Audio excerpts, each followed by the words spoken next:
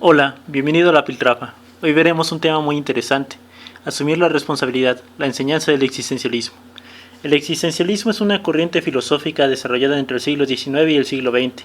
Si nos vamos a la historia de la filosofía, se puede encasillar dentro de la época contemporánea, es decir, aquella filosofía desarrollada posteriormente a Hegel. Dentro de los representantes de la misma encontramos a Kierkegaard, Simone de Beauvoir, Albert Camus y por supuesto Jean-Paul Sartre. Dicha corriente centraba su pensamiento en la idea de que la existencia precede a la esencia, es decir, que el ser humano fue arrojado al mundo antes siquiera de que hubiera un término que pudiera definir su vida. En estos términos, para lo que nos interesa, que es encontrar pautas de comportamiento para nuestra propia vida, encontramos que la misma no está completamente escrita, sino que hay posibilidades de acción. En todo caso, nuestra vida está condicionada, pero no completamente decidida.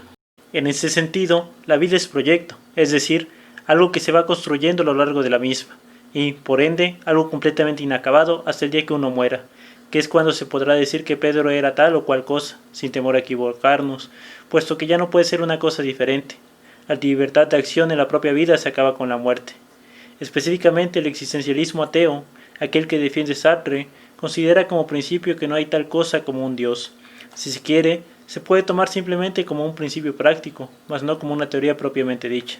Si partimos del mismo, sabemos que no tenemos un destino escrito, ya no hay un libro en el que Dios haya escrito toda nuestra vida, o el pensamiento mismo de Dios que traiga aparejada una teleología.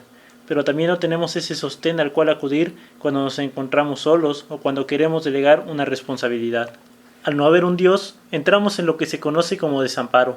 El ser humano se encuentra solo y por ende él mismo es el que está obligado a responder por sus propios actos. No puede culpar a Dios o al destino. En ese sentido, en palabras de Sartre, el ser humano está condenado a ser libre. Sin embargo, muchas veces nos gustaría delegar la tan pesada carga de serlo. Nos gustaría, más que ser un ser humano dotado de razón y con el conocimiento de las consecuencias de nuestros actos, ser un objeto, una cosa que no piensa, sino que es aquello que está determinado a ser, como una piedra o una silla. En términos sartreanos, ser un en sí más que un para sí. Esta actitud de no asumir la responsabilidad, o al menos querer delegarla, se conoce con el nombre de mala fe, y se da como un intento de protección psicológica para quitarnos el peso del yugo que nos supone el decidir y por ende el hacer frente a las consecuencias. Dado que partimos del principio de que no podemos siquiera recurrir a un Dios, no podemos delegar parte de la responsabilidad en él. Ya no tenemos la opción que se nos daba en el Evangelio de compartir el yugo con Cristo para hacer menos pesada la carga. Pero en ocasiones no queremos ver esa verdad y nos queremos evitar la angustia de participar en la vida misma.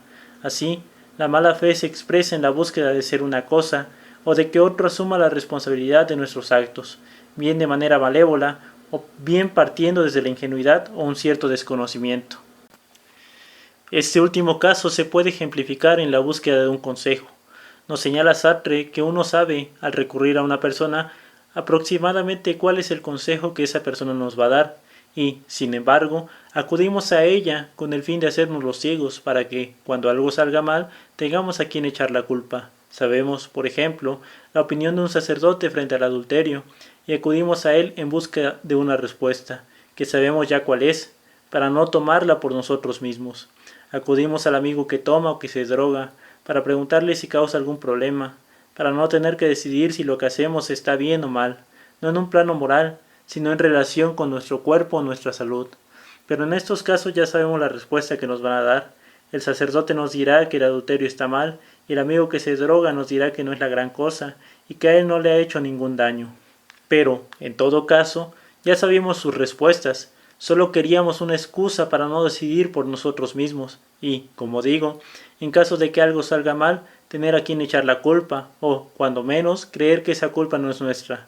Como principio, de aquí se deriva, cuando menos, que debemos encarar la responsabilidad tal cual es, que muchas de las cosas que nos ocurren son consecuencia de nuestros actos anteriores.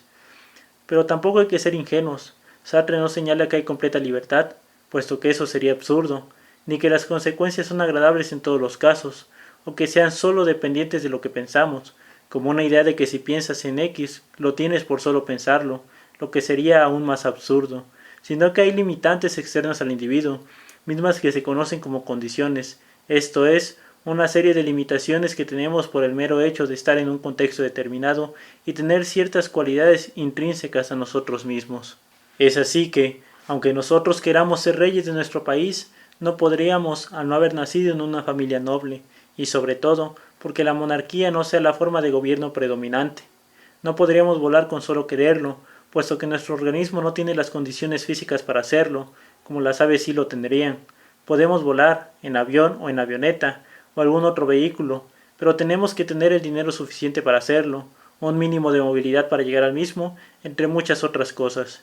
Pero aun con las condiciones propias en las que nos movemos, tenemos un amplio rango de acción, o siquiera uno limitado, pero efectivo hasta donde es posible.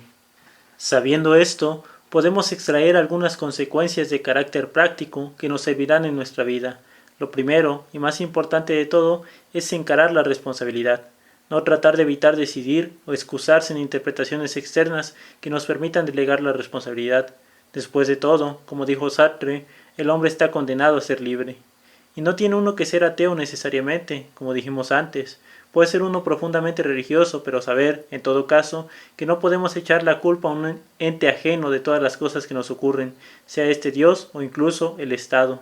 En algunas ocasiones puede ser un factor determinante, pero, por ejemplo, en el caso de reprobar un examen o desarrollar diabetes, sabemos que hay acciones nuestras que nos llevaron, por inercia o cualquiera que sea el motivo, a estar en dicha situación.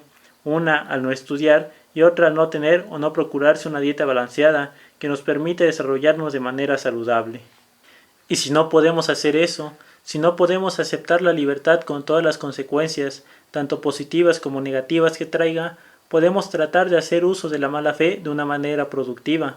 Por ejemplo, pedirle a aquellas personas que no comparten nuestras ideas, o que estén completamente en contra de las mismas, que nos señalen cosas que nos ayuden en la vida, preguntarle al estudioso si nuestra tarea está bien hecha, al escritor si nuestro ensayo es claro, al que hace deporte si nuestra alimentación es adecuada, o incluso a aquel que le gusta discutir por el simple hecho de hacerlo, qué vulnerabilidades nos puede señalar de nuestro argumento. En todo caso, salimos ganando. Lo que nos enseña el existencialismo, cuando menos, es que hay que encarar la verdad, o al menos la consideración de que, aun en las condiciones que el entorno nos impone, hay que ser responsables por las consecuencias que implican nuestros actos.